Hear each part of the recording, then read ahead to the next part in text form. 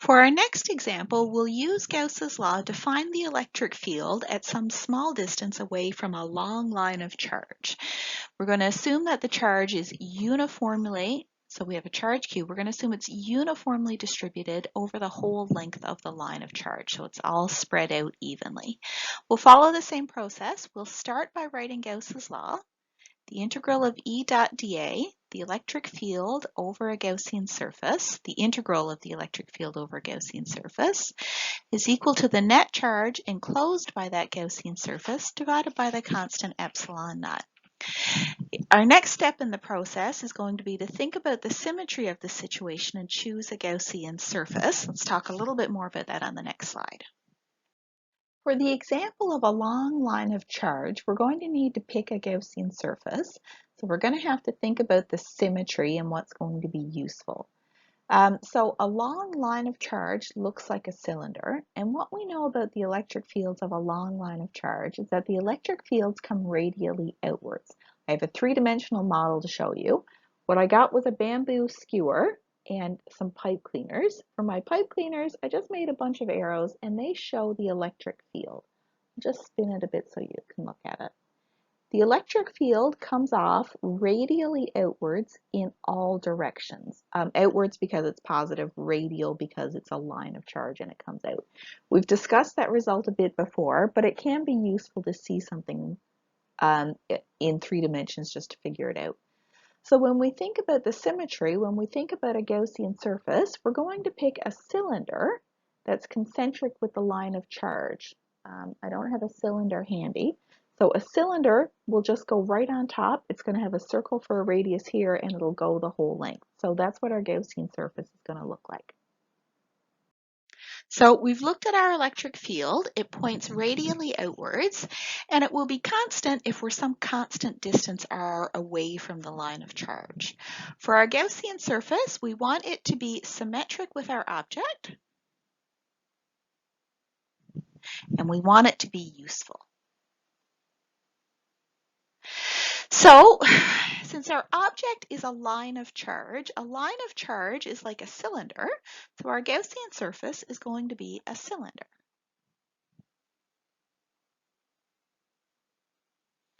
And because we want the electric field at some distance r, let's pick the radius of our cylinder to have radius r. And let's also specify a length. And that length is going to be smaller than the entire length. We'll call that L. So let's get some stuff on our picture. Let's say that this is the point where we're trying to find the electric field. So this is going to be our distance r. And we want to draw our Gaussian surface, so it's a cylinder with that radius. Maybe I should have drawn the cylinder before I specified the radius. It might have been easier artistically, because artistic I am not. Okay, so this is what we talked about in our video. Our Gaussian surface is now a cylinder. It has a length L and a radius r. So we'll be able to find the electric field everywhere at this point of the surface of the cylinder, which is a distance r away from the wire. Okay, back to Gauss's law. The integral of E dot dA, so the integral of the electric field over the area of this surface, this cylinder, is equal to the charge enclosed divided by our constant epsilon naught. So now our question, as we start to solve our equation, is what is Q enclosed? Well, this is kind of a hard question. Maybe the hardest part of the whole question. Well, it's probably mathematically not so hard, but conceptually a bit tougher. So is Q enclosed? So the amount of charge enclosed by this cylinder, is this the total charge Q or some fraction of it? Hit pause and think for a moment if that answer is not at the tip of your tongue. So I would say that the entire charge is on the whole line. Our cylinder is only over part of the line, so it only holds part of the charge. Okay, so Q enclosed is a fraction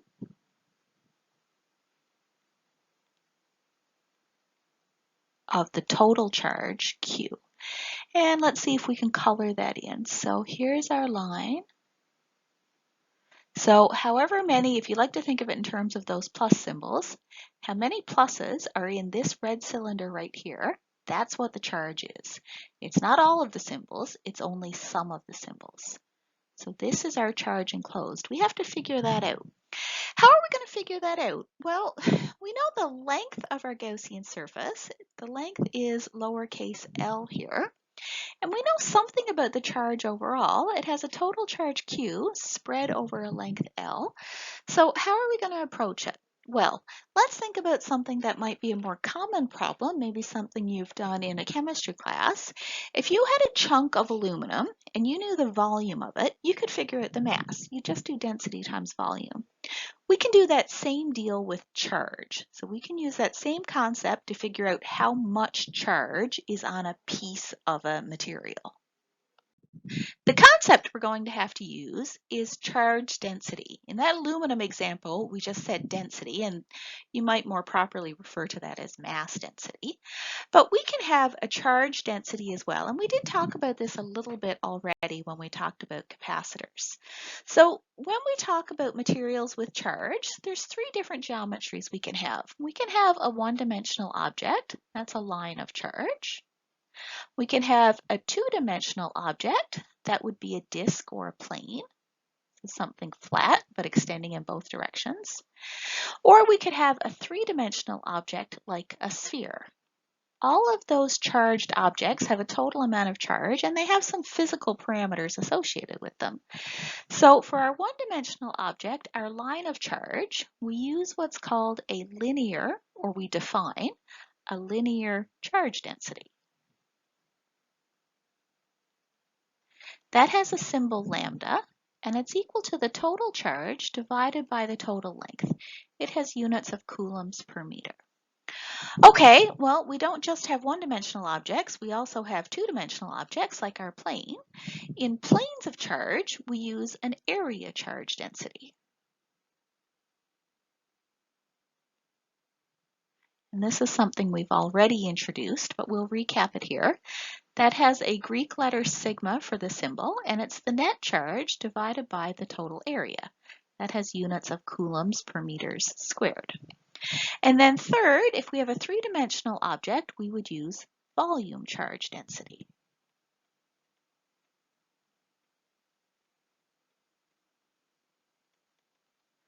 That has a symbol of the Greek letter rho, and it's the net charge divided by the net volume. It has units of coulombs per meters cubed. So charge density is the amount of charge in every case divided by the physical size of the object, and whichever is appropriate to the dimensionality. We're talking about a line of charge, so we're going to use our linear charge density to find the amount of charge. So density is charge over length for our one-dimensional object.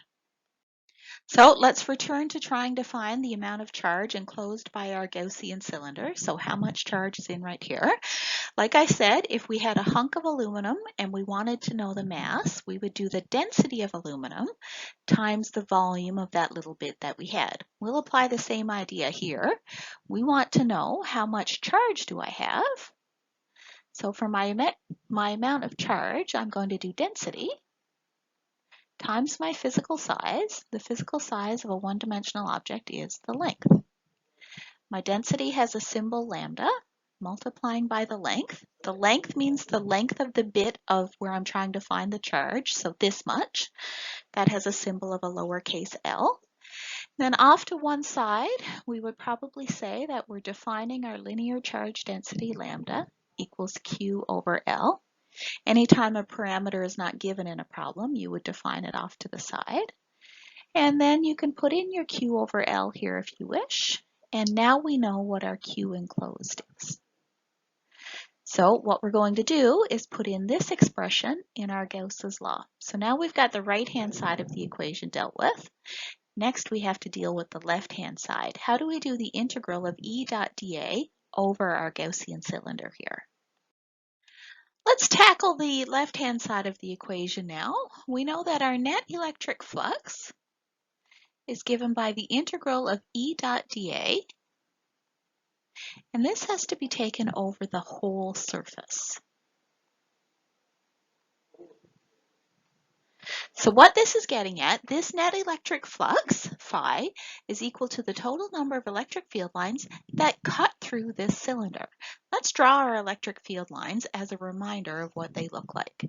So they come out front and back, left and right in all directions. This is what I was getting at with the pipe cleaner demonstration. It's a little bit hard to draw in 3D, but after seeing it live, hopefully it's okay. So this is a 3D sketch. Label our electric field lines E. If you prefer a top-down view, if you looked from the top, your electric field lines would look like this. Okay, so we're thinking of E dot dA for the whole surface. What do we mean by the whole surface? Well, it's the whole surface of the cylinder. And I suppose that's just short speak for cylindrical Gaussian surface. Our Gaussian surface has three bits. It has a top bit, it has a bottom face, and it has the wall of the cylinder itself. Three parts. It's got the top, it's got the bottom, and it's got the tube part.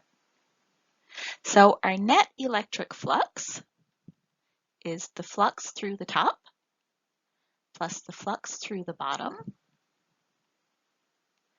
plus the flux through the tube part or the wall part.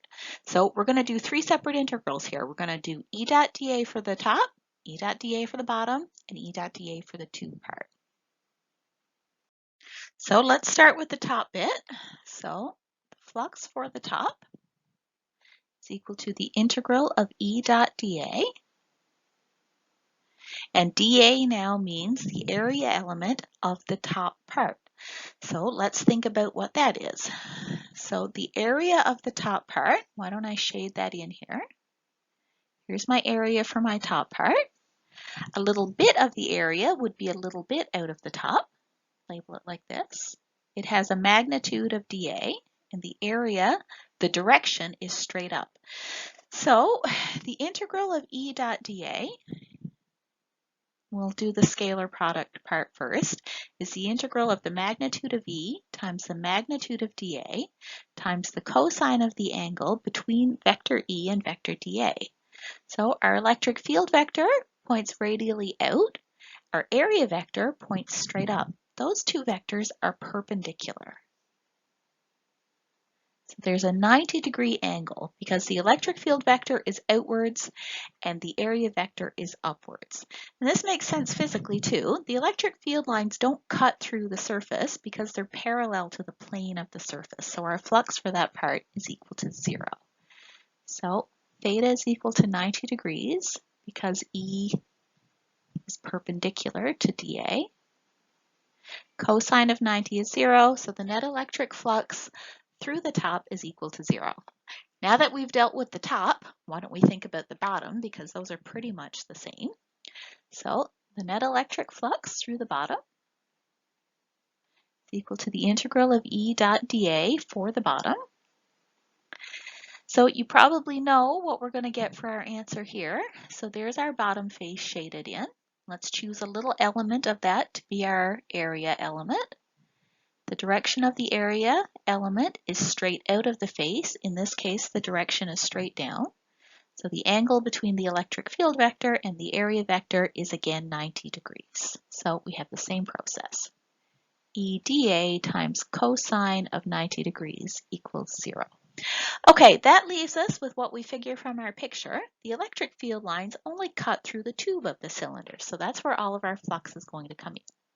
So our flux for the tube part is equal to the integral of E dot dA equals the integral of E times dA times the cosine of the angle between E and dA. Let's see what that angle is. So shade in the walls of the cylinder here. I pick one little bit to be my area element. The area element sticks straight out of the surface. So the area is radially outwards, the electric field is radially outwards. Those two vectors are parallel. So 0, because E and dA are parallel. So when we're using the symmetry and we're picking useful surfaces, we want our electric field and our area vectors to either be perpendicular or parallel because it makes the integral a doable integral. So we've got the integral of E times dA. When we're a constant distance away from our wire, so everywhere on the surface of the cylinder, the electric field is going to be constant. So E can come out in front of the integral.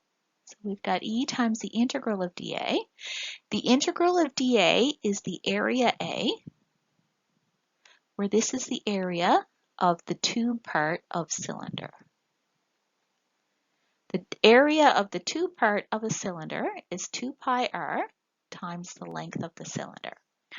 Okay, now we're doing super. Here's our expression. Our net flux is going to be the sum of these guys. That's what we're going to put in here for the left-hand side of our equation. I'm out of space, so we'll just finish up now on the next slide. So our last step in finding our net flux is just to add up the flux of the top, that's 0, plus the flux of the bottom, that's 0, plus the flux of the tube part, E times 2 pi RL, equals E times 2 pi RL. Okay, so here's our left-hand side of the equation. We've already sorted out the right-hand side. Let's put them together and let's find the electric field. So let's just write down our Gauss's law again. The integral of E dot dA equals Q enclosed over epsilon naught. When we do the integral of E dot dA over the three surfaces of the cylinder, what we get for our answer is E times 2 pi RL. That equals Q enclosed, which was our charge density, net charge over net length, times our little bit of length L. Let's solve this expression for the electric field. First, we might notice that we have a little L on both sides, so they cancel.